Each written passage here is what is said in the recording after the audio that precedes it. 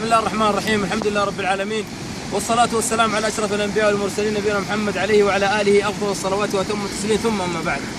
أيها الأحبة، صلى النبي صلى الله عليه وسلم يوما في الليل ثم سلم، فصلى ثم سلم، صلى 11 ركعة، ثم دخل عليه بلال رضي الله عنه يؤذنه بالصلاة.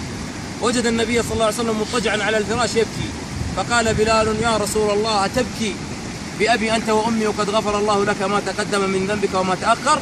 قال النبي صلى الله عليه وسلم: ويحك يا بلال، لقد أنزلت الليل علي آيات ويل لمن قرأها ولم يتفكر بها. إنها 10 آيات الأخيرة من سورة آل عمران.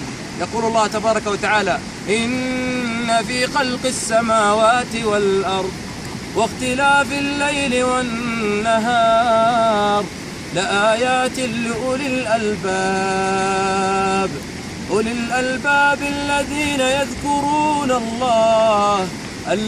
يذكرون الله قياما وقعودا وعلى جنوبهم ويتفكرون في خلق السماوات والأرض ربنا ما خلقت هذا باطلا سبحانك فقنا عذاب النار. الله عز وجل خلقنا لأجل أن نتفكر، فلا بد لنا من التفكر، لأنه يحصل بعد التفكر تدبر، وبعد التدبر نجاة بإذن الله.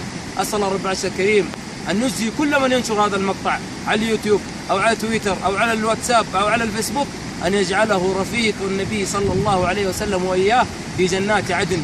قولوا آمين. اللهم وفق كل من ينشر هذا المقطع لأجل الناس أنهم يتدبروا ويتذكروا في خلق السماوات والأرض. وصل اللهم وسلم على نبينا محمد وعلى آله وصحبه أجمعين.